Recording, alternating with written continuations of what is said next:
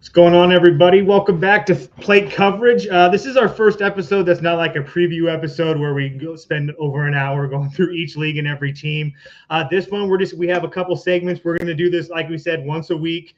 We waited a week just to let everybody get some games in and whatnot. That way we weren't talking about teams that only played one team. But we're going to talk about some of the pitching injuries. We're going to talk about guys that are going up, guys that are going down. Talk about a little bit of betting stuff. Commish is going to have some stuff on some K targets. We're going to have some feel-good stories to end this thing. So, yeah, we can get it started right now. Commish, how are we doing today, brother? I'm doing good, man. I got to be honest, I'm a little bit bummed losing guys like Shane Bieber, Spencer Strider, it looks like, potentially Framber Valdez. Now we saw him get scratched with some elbow soreness on Monday. Garrett Cole's out already, Sandy Alcantara, Yuri Perez, Kyle Bradish. I mean, really, the list goes on and on and on with these pitchers. And I know people have posited different causes for this. You know, the pitch clock is an obvious low-hanging fruit. But, we've talked pre-show, we've talked off-show. These UCL injuries have been piling up now more rampantly for the last 4, 5, 6, 7 years, it feels like. I'm curious what your thoughts are on everything. Not that anybody has an answer at this point, but it sucks losing some of the biggest and the brightest stars in the game, especially on the pitching side with so few talented pitchers around baseball nowadays. So I'm just curious what your thoughts on everything are. Yeah, I'm going to keep mine kind of brief just because I think that you're probably a little bit better equipped to talk on this just because of your position and you working with baseballs every day. But there's a couple of things I wanted to touch on. First and foremost, I think that people are making a much bigger deal out of the pitch clock than what it needs to be. I don't think that that's necessarily the biggest reason that we're seeing all these injuries. I think that it's a small reason. I think it's low-hanging fruit to use that. I think it goes a lot deeper than that. I think it goes into youth and everything else that goes into that.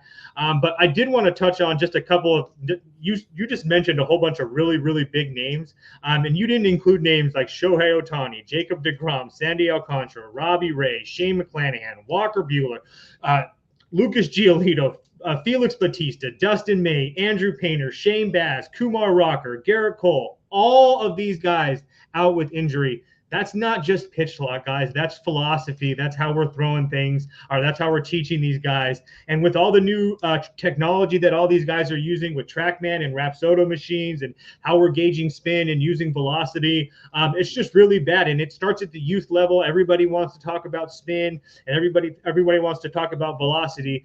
There's one thing I can tell you that I talked with my uncle, who's a doctor. He can tell you that Tommy John ligaments doesn't even fully mature in a human body till the age of 26. So the pressure that we're putting on these kids early in their life is only just setting them up for disaster. And we're seeing it as essentially an epidemic here in Major League Baseball. So I think that, I just don't think it has anything to do with the pitch clock. I don't think it helps. I think it goes down to youth baseball.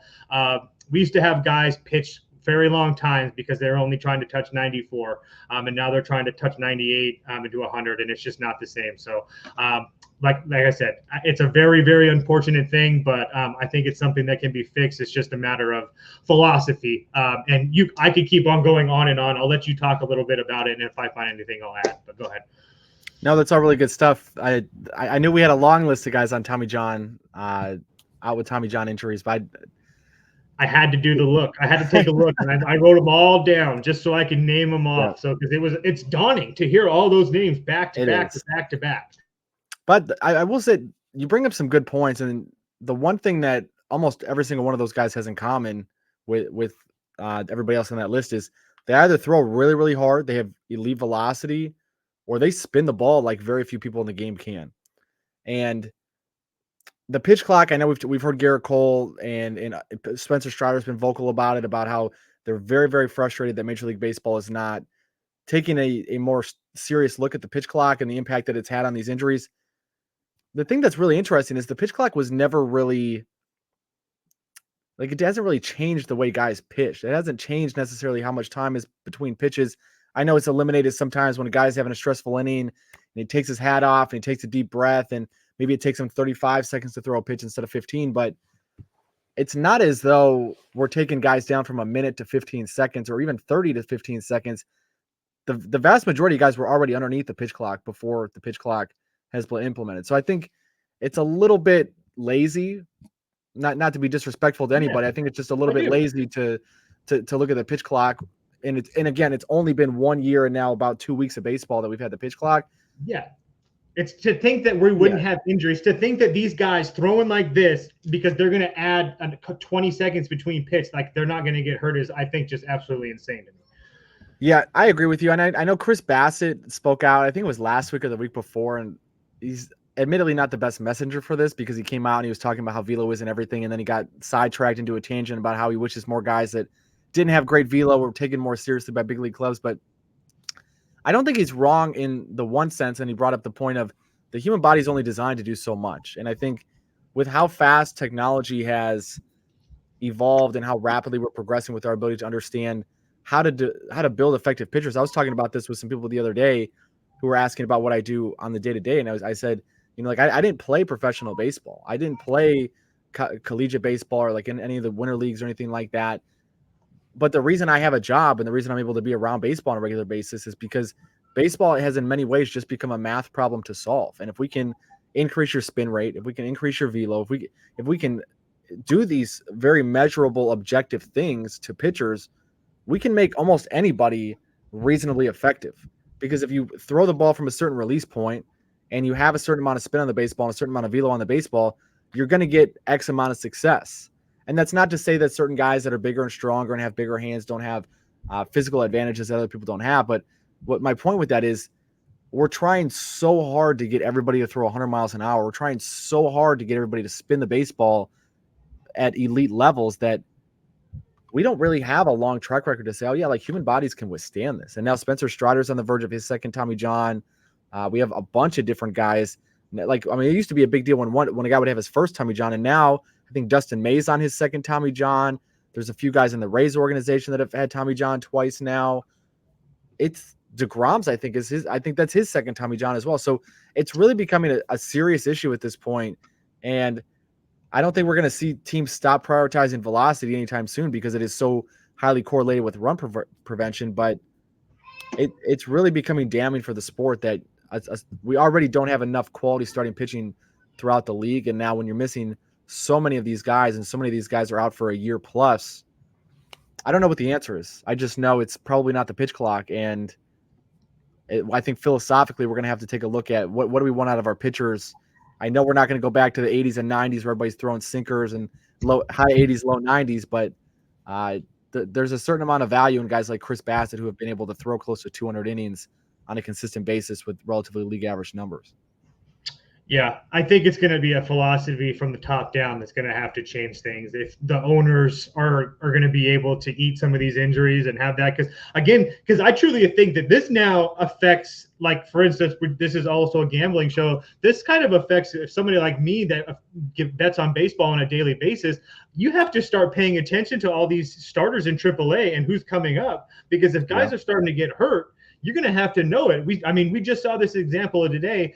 We're taping it on Monday, the 8th, and Framber Valdez was slated to start for the Astros. And then all of a sudden, he's got some shoulder or elbow issues, and somebody else is coming in from AAA making his first start, or first career start. So it's not new, and it's not going to stop. And so you have to, at this point, you're going to have to adapt or die and prepare for it. So it affects things on a lot of levels, but I don't think anything's going to change anytime soon until it's going to take certain guys, like multiple guys, to not only not have velocity, but to pitch multiple innings and have teams invest in them and return on their investment for it to change. Because if not, they're just going to use these guys until they run out, and then they're just going to get somebody else.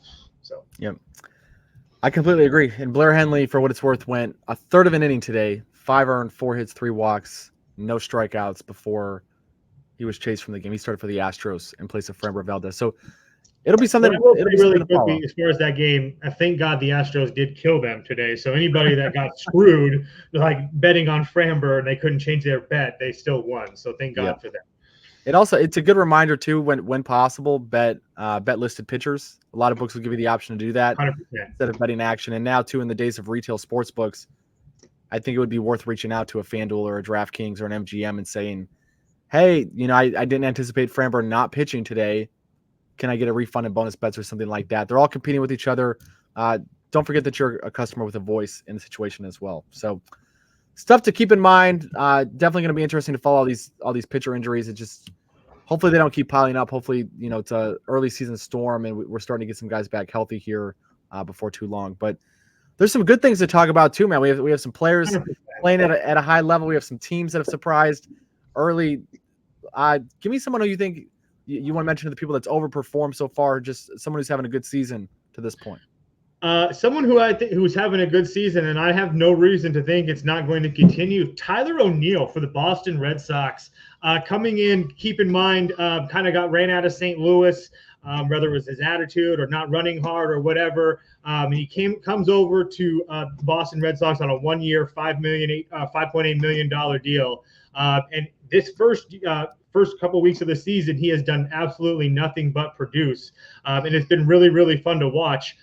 In 38 plate appearances right now, Tyler O'Neill, a 357 average, a 1.407 OPS, and a 281 WRC plus. Keep in mind, league average for WRC plus is 100.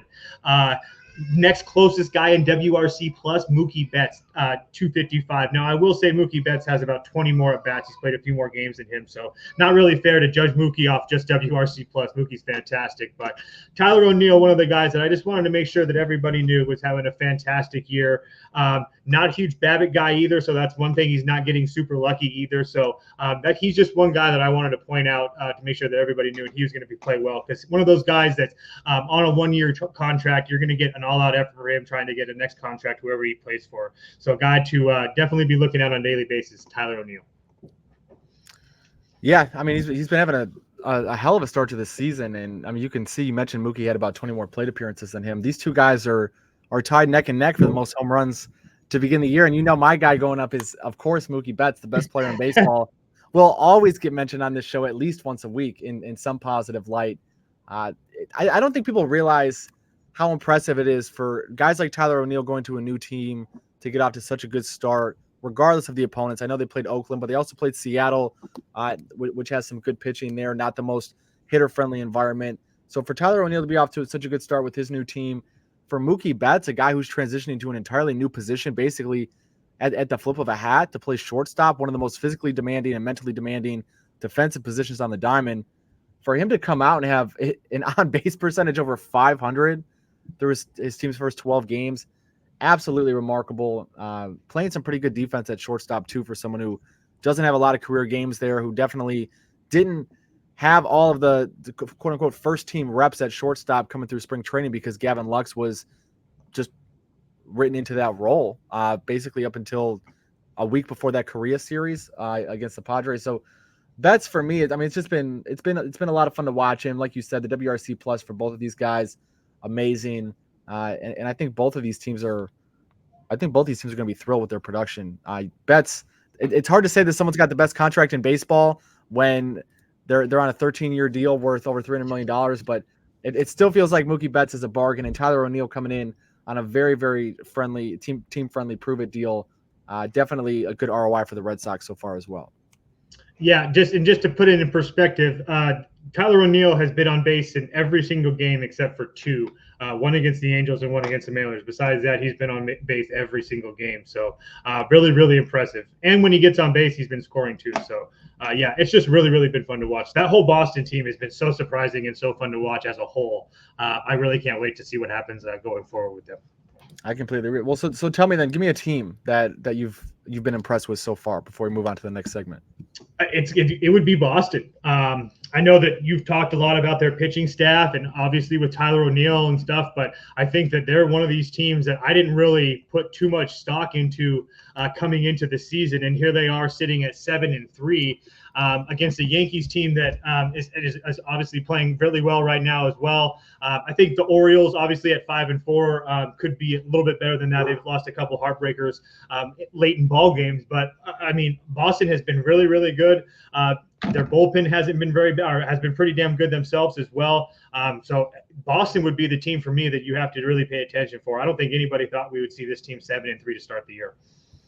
I completely agree. I know we mentioned in our AL preview they added Kyle Bodie during the offseason, founder of Driveline. So he's in the organization now. Andrew Bailey's the pitching coach coming over from San Francisco. The one thing we've seen from them with all of their pitchers so far is they've been very, very aggressive with the breaking stuff. Last year, the Giants set a major league record for for lowest percentage of fastballs for an entire season. What have the Red Sox done?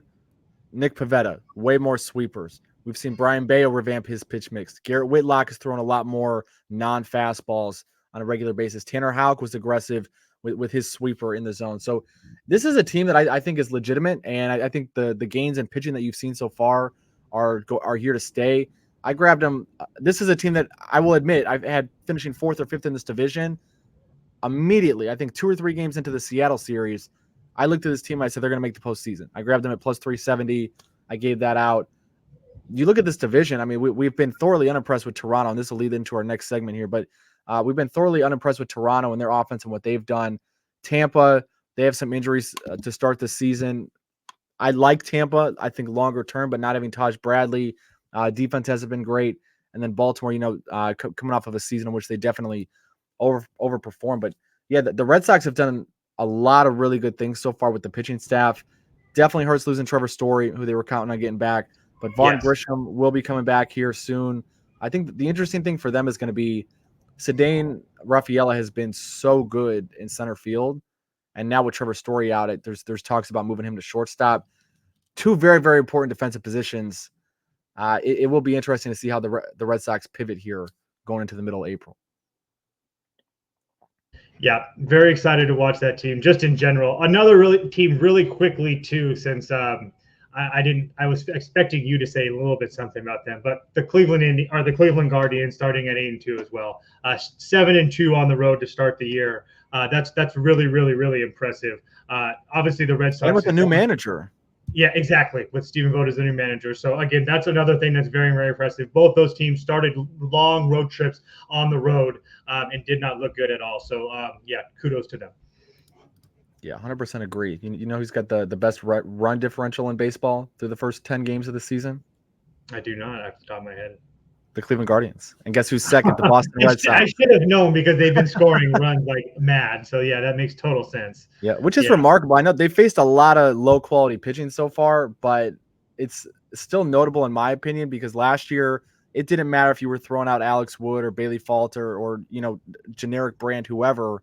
The Guardians were scoring 3-4 runs, if that, on a consistent basis. So they're really good approach at the plate. They're making a ton of contact. They've given guys like Pablo Lopez a hard time. Joe Ryan, they've given themselves a good chance against. They put 3 up against him over the weekend. So this is an offense that's going to give themselves plenty of chances just by the sheer fact that they put so many balls in play.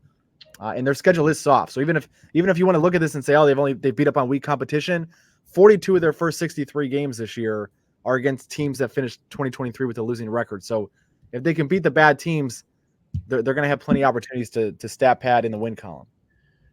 Yeah, absolutely. And like the third on that list was Atlanta. And Atlanta, if they didn't have a couple of bad innings from their starters, they would probably be up there too. So and probably will be. They're absolutely rolling again as well. Yeah. So really, I completely agree. Well, what about on the other side of this? It's always fun talking about the teams that have overperformed or surprised in a good way to begin the year, but there's definitely some teams that have been a little bit on the underwhelming side. And again, we're 10 games into the season, not to panic, not to overreact, but who's a team or a couple of teams that you're keeping an eye on as we're starting to get a little bit deeper into the season? As far as a negative thing right now, we're going through negatives, right? Okay, yeah. Sorry. It's Luis Castillo and the Seattle Mariners as a whole. For me, really quickly, Luis Castillo had a rough night here again in Toronto, a spot that I really thought that he would really pitch well. And now we're going back into 2023, where just going to list them off really quickly: 5 2/3 against Cleveland, 10 hits, 4 runs, just really bad. 39 game score. Boston, 5 innings, 6 hits, 4 runs. Texas, 2 2/3, 5 hits, 4 runs, 5 walks in that game. Against Houston, 6 innings, 5 runs. So he pitched well against Oakland. He pitched well against the Angels. But anytime that this guy faces competition, it's really not being good at all. And if you take a look at his StatCast numbers, it's really not good either. His average exit velocity is really, really bad. His expected batting average is above 260. So he doesn't really walk a lot of guys, and he doesn't K a lot of guys, but he gets hit hard when he gets hit. He really only has 3 pitches. So when a team can see one of those pitches, it really is bad for him. I don't really worry about Kirby as much. But again, until he starts to pitch better. I mean, he did have one bad start, but it's still, I just think it has to be noted as well, because we just saw Logan Gilbert hit up as well, home run after home run after home run, and that is concerning. It's one thing to walk a couple guys and then they give up a double and they give up a home run and then pitch really well, but if you're just getting through the game 5 or 6 innings, but you're giving up a long ball every other inning to guys that have never hit a long ball in Major League Baseball before, it's concerning, and that's going to put a lot more pressure. Those guys that rotation not being good is going to put a lot of pressure on that bullpen. The bullpen's still solid, but you've seen Munez blow a couple saves this year, or maybe it was only one. I don't want to add too many to him, but at least one save this year. He hasn't looked like himself. There's certain guys in that bullpen like that you can trust as well. But it's one of those things with Seattle that I think that you really have to start looking at, because that offense is really putrid. And going through that lineup, it's really hard to stack hits together, really hard. So you got there's only a couple guys on that team with power, like Julio Rodriguez and Cal Raleigh, and Polanco has shown a little bit of power, but at the same time, he's really hit or miss. So Seattle is just one of these teams that I think that everybody has to really pay attention to, because that pitching staff is what was going to keep them in all their games, and their pitching staff is something that's not keeping them in games at all right now. Yeah, I agree with you. We talked a lot about Luis Castillo preseason, and we faded him a couple of times now to begin the year. He's someone who used to get a lot of ground balls, and he went to Seattle, and they've really decreased his sinker usage a lot. Can't get lefties out, which is a huge, huge concern against teams like Cleveland. We saw him get rocked by Cleveland in the first few innings of that game. The Red Sox had a little bit more of a lefty-heavy lineup as well. So definitely something to monitor with him. I'm with you, though. George Kirby, I'm still very much on board with him. Good. Logan Gilbert, I mean, like he gives up a lot of hard contact. He always has. So when you see this stuff continue into 2024, I know he was on a lot of breakout, a lot of sleeper lists, but definitely some stuff to watch. My team that I'm not going to say they're disappointing anybody to start, but anytime you win one of your first 11 games, it's definitely something worth talking about. The Miami Marlins are 1-10. This is a team that won 84 games last season. A lot of people had them at least contending for a postseason spot again in 2024. I know you and I were a little bit less high, and then we like, what's the term when you don't like laddering? Obviously, when you ladder a play and you're going up, what is it called? Because we took them the alt under at under 69. Yeah, we did alt unders. I don't know anything else. I don't know any. I'd have to ask. I don't know what the betting terminology is for that, but yeah, 1-10 to start the season. The only guy they beat was Kyle Gibson on a day where the Cardinals did not exactly send out their A lineup without Contreras in there and a couple other regulars, and the Cardinals have been pretty beat up as well. And even then, really quickly, it was like a couple home run balls. It is what it is. Like it really could have went either way. But anyway, go ahead. Yeah, and I think there's nothing I can say to defend this team, right? Like I'm a little higher on Pittsburgh than most people, but Pittsburgh is certainly not a 100-win team. And then you get swept by Pittsburgh in a 4-game series to begin the year. You get swept by the Angels at home. You lose 2 out of 3 to the Cardinals, and then you get blitzed by the Yankees 7-0 in your first game at Yankee Stadium. And there's just been some bad baseball with the Marlins. Like, I mean, Luis Arraez, I think, made 3 errors in 3 consecutive games, like 3 total errors in 3 games against the Cardinals over the weekend. The defense hasn't looked great. They're definitely missing Jorge Soler. This is an offense that wasn't great last year. They look pretty much they look like a worst-case scenario team at this point in the season. Again, they're missing Yuri Perez. They don't have Edward Cabrera. They don't have Braxton Garrett. They don't have Sandy Alcantara. Like, they're missing a lot of arms that 2 years ago they would have expected to be in the rotation at the beginning of 2024. But the fact of the matter is there's games to be played, and we're, halfway through the first month of the regular season and you're 1-10. At some point you just have to figure things out and get some wins. But this is a team that has all the makings of looking like a team that's going to continue to struggle, not hitting righties well, not hitting lefties well, not playing good defense, no pitching. Tanner Scott, poor guy, hasn't had any save opportunities in 11 games. The one decent guy they have in that bullpen. So this is a team that it's unfortunately probably looking like a long season for Miami Marlins fans. Yep, unfortunately. And I'm a big Fish guy. I love this team, but oh my gosh, it's just so bad. It's just so bad. Just the mental mistakes, not touching bags, mistakes. hit and run, or hit and runs on and not running or whatever. It's just everything that you could possibly think going wrong for that team goes wrong. Even today in the Bronx, like I watched that team. I was on the Yankees, so I'm happy about it. But I was trying to get to Miami, and the first 3 innings, Luzardo was looking good, and then it just absolutely falls apart. And that's just one of those things where it's like they have no fight. And once one thing happens, it's just an absolute domino. We saw it in the St. Louis series. They looked decent in the first couple innings of those games. One thing happens, and it's like it's over. Here we go again. So it's obviously very early in the year. I'm hoping for our sake and stuff that we cash our bets, but I just have a hard time believing that this team's going to get any better at all. Also, all the things in the front office in that team really quickly too. They fired Kim Yang. That obviously was not a good decision for them after they just essentially went to the playoffs with her, and then they just canceled Skip Schumacher's contract for next year. So essentially telling them that he's going to be gone after this year. So really, like, what incentive does he really have? I mean, obviously he wants to get another job, but I don't think he's going to have a problem getting another job. I think that people are going to look at this situation and be like, "You got dealt a shit hand, bro. Yeah, come on over here." I mean, as a Padres fan, I wouldn't mind having him on our staff. So, I think that there's certain small positive things in the Miami organization, but as a whole, just absolutely terrible. Yeah, I agree. The decision making has been questionable, to say the least, in the front office the last couple of years. I thought bringing in Kim Yang was a very good move in a positive direction for them, and then when she left, I wasn't enthused. But again, we're not in those meetings. We're not in the front office. We don't know what's going on. But the early returns on the post Kim Yang era are not very good so far. In any way, shape, or form. And just so you know, Padres have scored 7 runs now. So, are you joking? No, I'm not joking. We all bet the Padres today, everybody. And Pooh Darvish showed him. Yeah, in the first 5. And Pooh Darvish showed his head. They scored 8. Padres have come back to score 7. It's 7-8. But we move on with the podcast. But this is just how it is. It's baseball all the time here. So there's always something baseball going on. Well, speaking of betting, I know you're off to a good start to the season. Yeah. Look, this segment, I think, going for like week to week, there's so many betting tips that we can give out. We could probably spend hours and hours on one show giving out betting tips, but once a week, we're going to come with one tip, one from each of us for you guys. Toast, what's your one piece of betting advice or one piece of betting information that you want to share with everybody on this show? Yeah, I just wanted to talk just in general about bullpens and understanding, just to make sure that everybody understand that that's such an important piece. With how many bets there are in baseball, whether it be first 5, full game, or the props, there's just a lot of options, obviously. But I just think that the bullpens are really, really something that we need to pay attention to.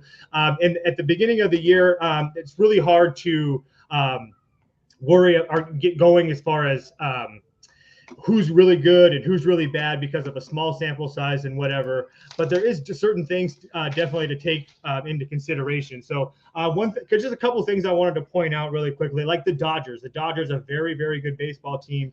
There's no question about that. But at the same time, they've played 2 more games than most other teams, so I will give them that. But they've also used their bullpen in 57 innings, which is a lot considering that the next closest team for that is the Miami Marlins, who use their team, and the Padres at 45 innings apiece. And that's just could be kind of concerning, because if you don't have your starters going deep into games, the longer and the more innings that your bullpen gets used, obviously the more chances they are to get hit up. And as we talked about at the beginning of the show, that those guys are obviously throwing velocity. That's why they're in the bullpen.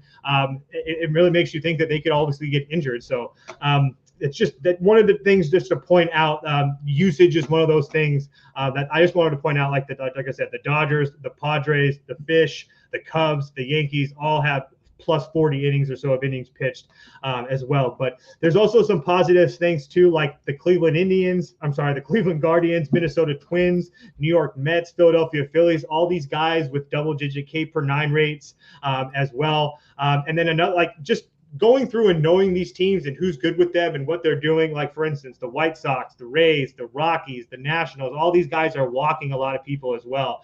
So if you have guys, obviously, if you're walking guys late in innings, anything can happen when you put balls in play. So as a reliever, obviously, I don't think you guys need me to tell you that walking guys is obviously bad. So just having an understanding on who's pitching well and who's not pitching well, and kind of watching the games and going through it, at least if you're not being able to watch it, but look at the play-by-play or the summary, because if they're getting two guys on and then they're getting a ground ball, to get a double play and they get out of it and you still win your bet, that's cool. But you also have to keep in mind that you also got a little bit lucky there, because that can also go the other way very quickly. So it's just something to keep an eye on, and who's pitching well, who's not pitching well. Like for instance, some of the teams with the best ERA right now, the Twins, give it one of those teams that you don't probably put in as one of the best bullpens because they've been dealing with some injuries, but they have a less than 1 ERA. The next coming in at Detroit at 1.27 ERA, Cleveland, Boston, Atlanta round out the top 5. So obviously, there's a lot of teams that you don't think of as far as bullpen-wise, like those Clevelands or Detroits or Minnesota, that don't have strong bullpens that are performing really well right now. So that's definitely something to be put into your handicap, especially with the Yankees as well. So it's just one of those things that the more that you keep up on it, you don't have to worry about it. And I think that having an idea of who's pitching well in the bullpens, it really gives you a little bit better edge, especially on a day-to-day basis. Yeah, I completely agree. That was one of the tougher things for me when I first started betting baseball. Is I think if we're being honest, the majority of a handicap in baseball comes down to the starting pitching and the offense, because you know who the starting pitcher is going to be, hopefully for 5 innings. You know the offense. You know what those lineups are going to look like on a daily basis for the most part. The bullpen usage is something that can be volatile day to day, can be unpredictable. It becomes more predictable if you're paying attention to who's being used and who's not being used. And I think just building off of a little bit of what you were talking about, a good resource to share with everybody. If you go to Fangraphs, you can go over here to roster resource and then just click on closer depth chart over here. And they'll give you the bullpen usage and the bullpen layout for every single team. So just using Baltimore here at the top as an example, you can see, okay, Craig Kimbrell pitched both on Friday, picked up a save, and then Saturday threw 13 pitches and 16 pitches. Okay, well, he's probably not going to be available on Sunday. Yanier Cano had not pitched on Saturday, so he was available. He came in through that game. But it's important to know stuff like that, because if Craig Kimbrell's not the best closer in the league, but let's say Craig Kimbrell was the best closer in the league, you can't just blindly bet Baltimore without realizing, like, hey, they might not have the back end of the bullpen that we're accustomed to seeing in the 7th, 8th, 9th inning if those high leverage guys have been used in back-to-back days. And you can scroll through here and scroll down to the Royals. The Royals is a good example because they have a lot of guys that went other days. So as you can see, like there's obviously you can see that there's like a pattern there, and you can pick up patterns on how guys are used. So if you were to see MacArthur go like today or whatever, the next day, whatever that is, I think these are current, but if you were to see him go, obviously going 3 out of 4 days, he wouldn't be available the next day. Also looking at those pitch counts is another one. Anything over 20 for a reliever is really starting to push it on a day-to-day basis. So it's just, again, there's a lot of things to look in there, but just honestly knowing and understanding who's pitching, who hasn't pitched, and who's pitching well is huge. But sorry to interrupt you, Commish. No, 100%. I mean, that's really useful information. And the Royals, this is a great example that you had me pull up here. Another thing I pay attention to is like who's stuck together, right? So for the Royals, you can start to see, okay, they're 7, 8, 9. They're probably going to, they're almost for sure going to go to MacArthur and Will Smith in the 8th and the 9th. This 7th inning might rotate a little bit, but you start to understand, okay, well, they're not going to go to these guys if they're behind in a game. Or if they do have a lead in a game, these are the guys they're going to be going to, because, like, let's say we're betting on the Royals to win. If you're betting on the Royals to have the lead through the first 5 innings or 6 innings and then to be in a position to win a game, you not only need to know, okay, like let's say Brady Singer. Okay, like Brady Singer, I believe in him. I think he's going to have a good day. You need to know, hey, is Will Smith available? Is James MacArthur available? Do I trust these guys to close the deal? So useful information to pay attention to. I like Mets are another one. The Mets are another one. Just to hammer this point home for everybody, if you can show the Mets really quick, another very clear one. There's a clear victory. There's a clear path to victory to them. Raley to Ottavino to Diaz. Yep. It's very clear in that. So again, just like he said, if one of those guys isn't available, that kind of screws up their rotation as far as their bullpen goes. So it's just something to keep aware of and be aware of. So you don't have to run into, because how many times have you heard a buddy of yours goes, this goddamn bullpen blow up? Well, you can sometimes you can avoid that if you pay attention to things like this. 100%. And I think this ties into my point for the week as well. Is like, I think the mental approach to betting is so important, and being able to autopsy your bets. I would not be willing to say that it's a bad beat if you bet on the Mets and Rayleigh, Ottavino, and Diaz have each thrown. Like if you would have bet on the Mets on what day would that have been? Saturday. If you would have bet on the Mets after they Right. just used Diaz, Ottavino, Rayleigh, and Drew Smith in back-to-back days, and then their bullpen blew a late lead for you, I would not have had any sympathy for you if you came to me and said, "Oh, what a bad beat! The bullpen blew the lead." Well, they didn't have any other top guys available. That's why the bullpen blew the lead. You should have, in that situation, isolated to the first five if you like the Mets. Or on the other side, bet the underdog. Like that's a situation where if a team doesn't have any of their high leverage guys available, and you're getting a plus 180 or plus 190 price on the other team, worth taking a look at some of that stuff. But I really do think the mental approach to betting is very, very important. I was taking a look at my bets through the first couple of weeks of the season, and I was profitable in week 1, over 10% ROI, profitable over 10% ROI in week 2.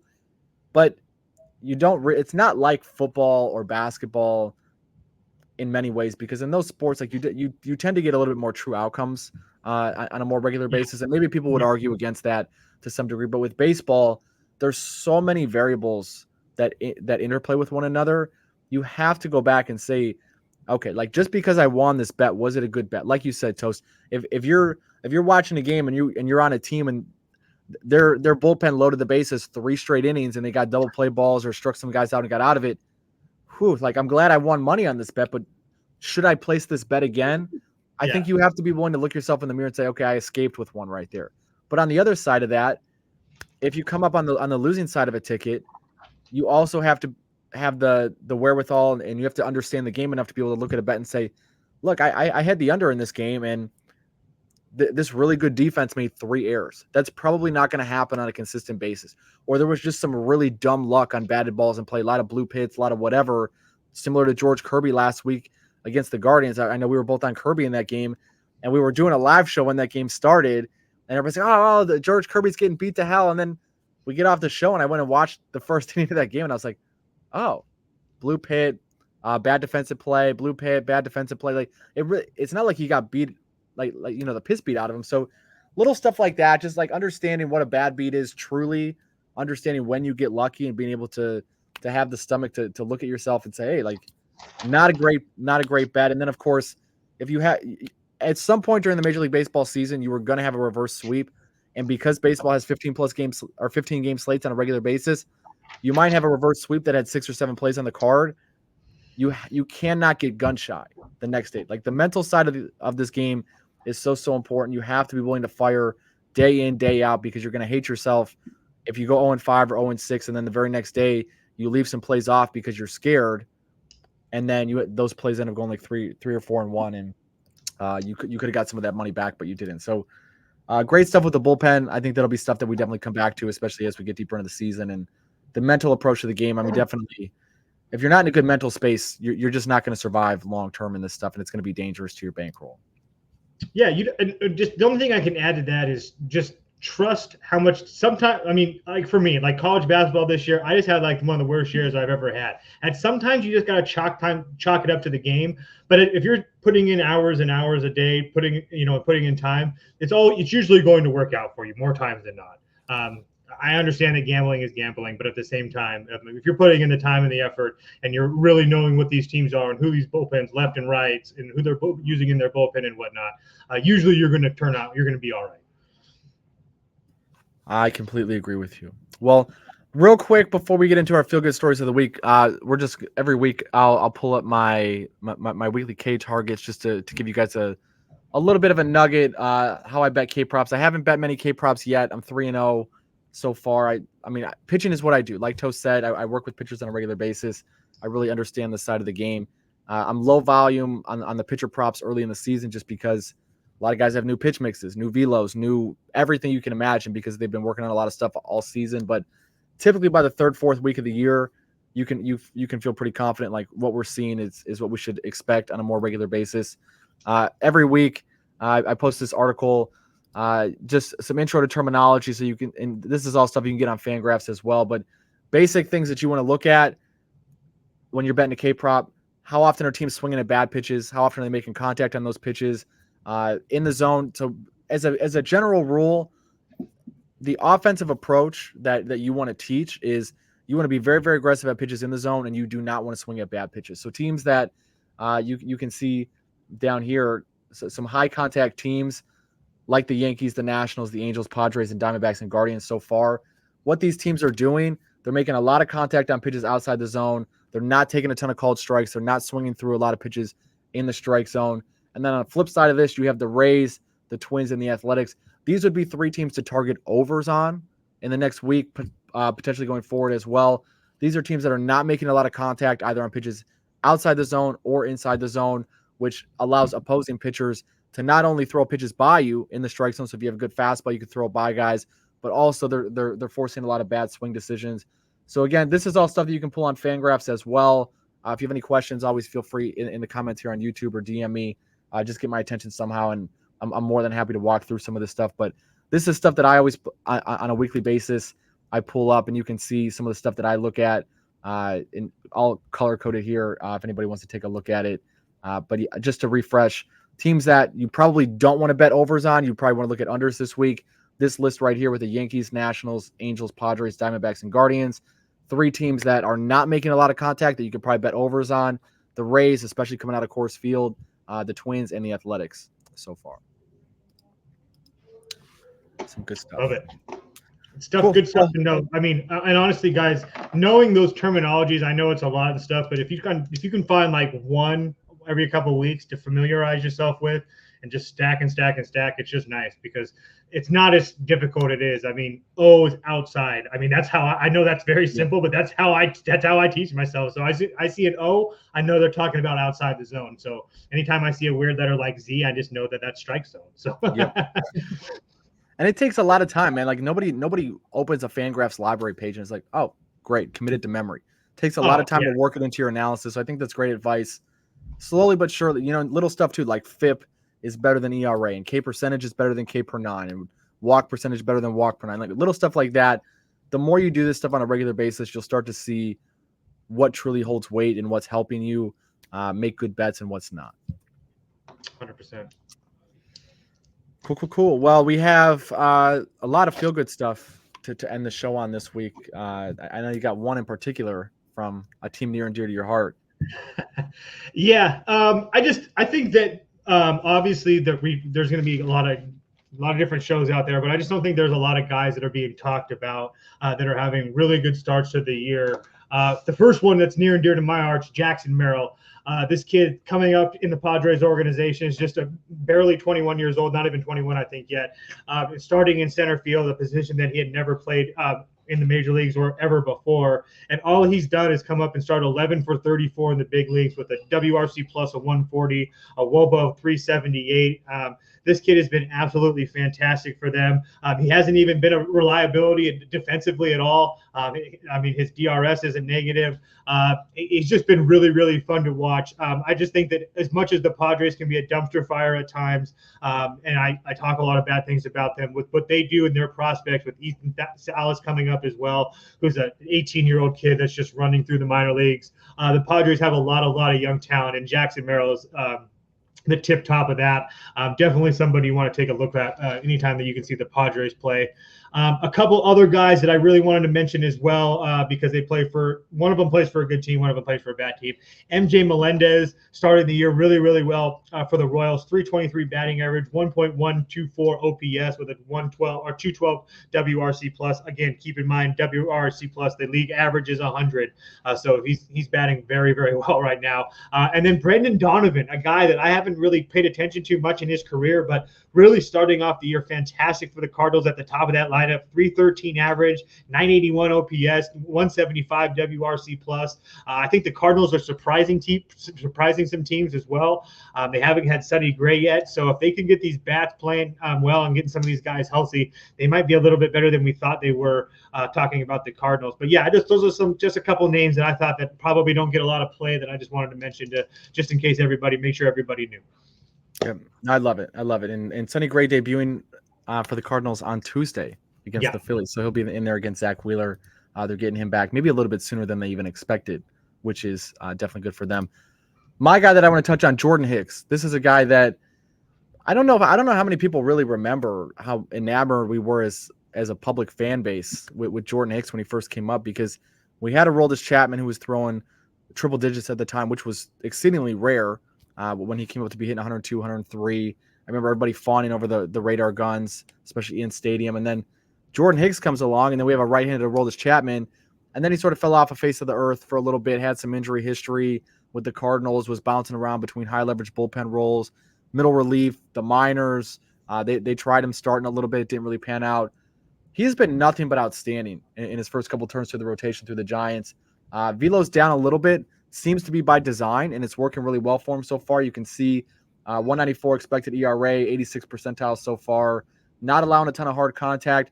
Most importantly, this guy has walked 2.2% of the batters he's faced. Jordan Hicks has never been a guy that has lived in the zone. He's always gotten by on elite velocity. Last year, traded at the deadline, seemed to figure some things out post August 1st that he then brought with San Francisco, brought with him to San Francisco, has really paralleled or parlayed this into some good early season results. High ground ball rate, getting some strikeouts, not walking a lot of guys. That is a very, very good recipe for success. I love Jordan Hicks and what he's been able to do so far. He's also only still 27 years old. It feels like this guy's been around forever. He's only 27, potentially still getting better. So I think the Giants have found a good one with him, 4-year deal with him in San Francisco. I think it really lengthens their rotation if he's going to continue to give them quality innings every 5 days. Yeah, I think that whole Giants team is one team that we definitely have to watch as well. That's for sure. So yeah, he's been really, really fun to watch. He throws hard. And what I also will say with Jordan Hicks as well. Again, he's pitched really well, but he also has had 2 starts against the Padres. So a team seeing him 2 times early in the year, I think that he's probably going to be even better because, like I said, seeing the same team twice to start your starting pitching career in one city isn't the easiest thing to do. So Looking really, really good against that just gives me even more excitement about him going forward. So completely agree. Hopefully that Giants bullpen can figure it out. Sooner rather than later, right? It's not good right now. This is not good right now. They're not the only ones. Don't get me wrong. I'm just saying. Trust me, I have faith in the Giants as well. I definitely have faith in the Giants as well. But didn't expect the bullpen to be like this either. So it's bad. And it's nice to see something like Jordan Hicks and you see those StatCast numbers. And then like going back to like Luis Castillo, where it hits a lot of blues in there with bail rate, hard hit rate. He doesn't get ground balls. A lot of the exit velocity is like 90 plus. It's just so bad for him right now. So it's just a huge contrast between these two guys. So yeah, interesting. Completely agree. Well, I appreciate your knowledge as always, Toast. It's fun doing this show with you. I'm looking forward to doing it every single week for the next 22 weeks of the season. Hell yeah. I wish it was year round. We'll probably have to do something in the off season as well, just for fun. So I went to the winter meetings this year and it was actually really, really fun. Everybody was like really nice, like the biggest names and like as far as like MLB Network and stuff like that, and a couple other people that have like really big podcasts were really nice and thoughtful. So maybe we can do something fun doing that or something. Who knows? Yeah. Well, we shall see. Well, you want to get us out of here, Toast? Yeah. So thanks you everybody, obviously, for joining. Obviously, you guys can catch me, Commish, on essentially a daily basis on the Satosh YouTube channel with the lives and whatnot. And we'll be back the same time next week. We usually record Sunday or Monday nights. And we'll have this out, like I said, Monday or Tuesday. So I hope you guys keep coming back. Let us know in the comments what you have. If we missed anything or if there's somebody that you, like I said, I mentioned Tyler O'Neill and he mentioned Mookie Betts and Jackson Merrill. If there's some players that we missed or you think that we need to talk about, let us know in the comments. I would love to hear from you all. So with that, I will talk to you guys on the flip side. Absolutely. See everyone. Thanks for watching.